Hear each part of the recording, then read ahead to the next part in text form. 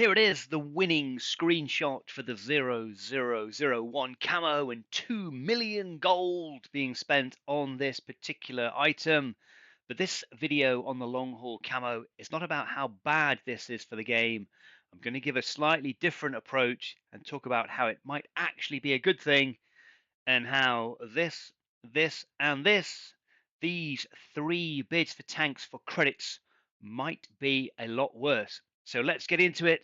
We'll talk very quickly about the amount that might have been spent on this camo, and then we'll get into why these bids using credits might be a lot worse.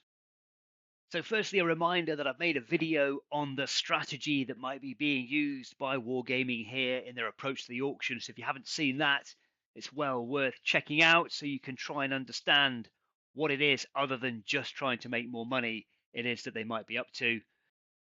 In this video, I tried to work out how much this camo might have cost by coming into the store here, seeing there's a 103,000 gold bundle for £125 in the UK. Some quick division multiplied by 2 million gives you a cost of around about £2,400. However, you can only use this particular bundle once.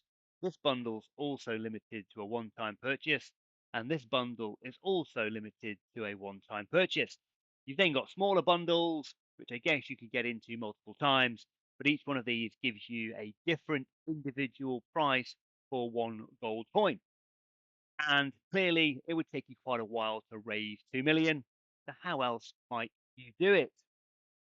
Well, you could come into the Blitz premium shop here because there is a gold section and plenty more bundles on offer. And you could even go to gold in any amount here. And let's try and stick in 2 million. And you can see that the maximum you can purchase is 100,000 in one go. So let's see how much that's going to cost. And bearing in mind 103,000 gold coin bundle in the store is 125 quid. This 100,000 is going to be £237, so significantly more. What does all that mean? It ultimately means that there are many different ways of getting to 2 million, all of which are quite difficult and complicated to work out. But needless to say, this camo costs several £1,000s, and unless the actual winner comes forward and tells us how much they actually had to buy, we are probably never going to know.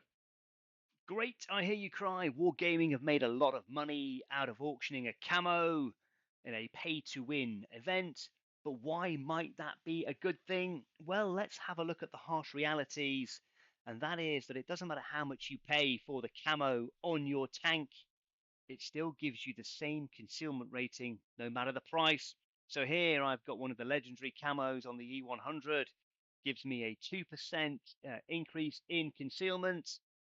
And if we scroll all the way down here, we will get to the credit camos, 115,000 credits here for this one. And again, that provides you with a 2% concealment. So by paying several £1,000s for a camo, the player that you're going to come up against with a long haul camouflage has got no additional capabilities to their tank than you might have. So that's the first thing that we should focus on. The other thing that we should focus on is, even if you are a free to play player or somebody who invests a small amount of money in the game on an irregular basis, game actually needs these players who are willing to spend 2, 3, 4, 5,000 pounds on a camo, because unfortunately without them the game would not be viable and therefore would not exist.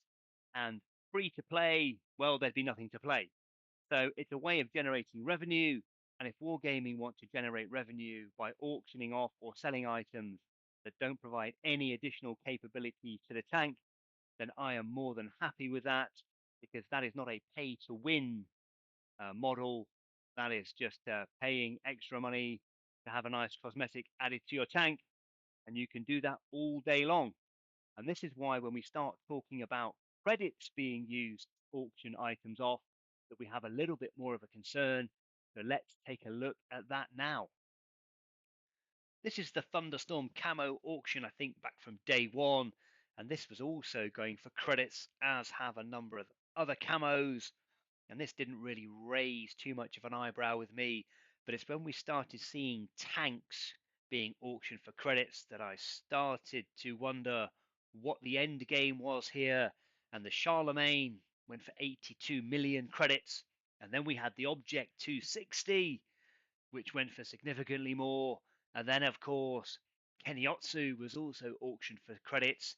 And the amount of credits that these tanks are going for is what is a greater concern to me than 2 million gold being spent on the E100 camo. And I'm going to get into that now and explain why I think it's a bigger problem. The difference for me in these two things lies in what you can and can't use gold for, and what you can and can't use credits for. And generally speaking, gold is used for those extra nice to have in inverted commas things you can get from the store. Maybe you want to get yourself a new tank. Maybe you want to buy some crates and potentially win a prize. Whatever it is, or even a camo down here, gold generally does not go towards increasing the capabilities of the tank. Even in the ammunition section here, gold ammo is easily changed to credits by pressing this little button here, and that's pretty much advisable that everybody should do that.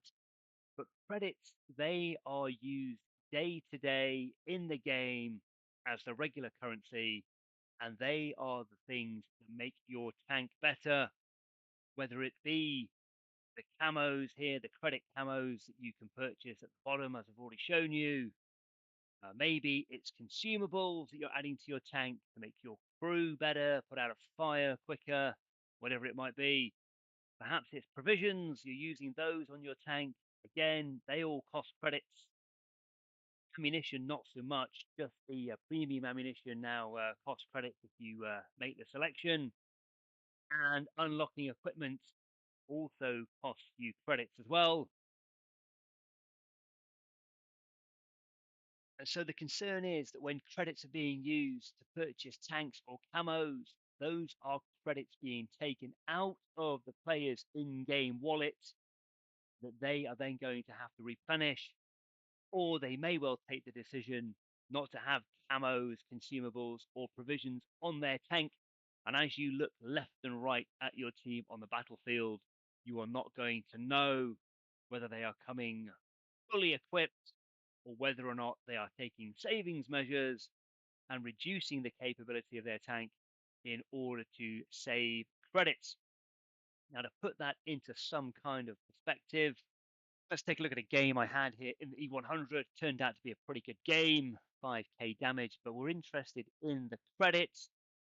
Now, of course, with consumables, credits are charged every time you use them, but in this particular game, my credit usage was 27,935, which, when we factor in the cost in credits for the Object 260 Pike at 182 million, this works out at 6,500 battles worth of credits based on this particular example here. If we then look at how many credits I earned based on what I'd spent and the boosters that I was running, I've walked away from this battle with a credit profit of 78,365.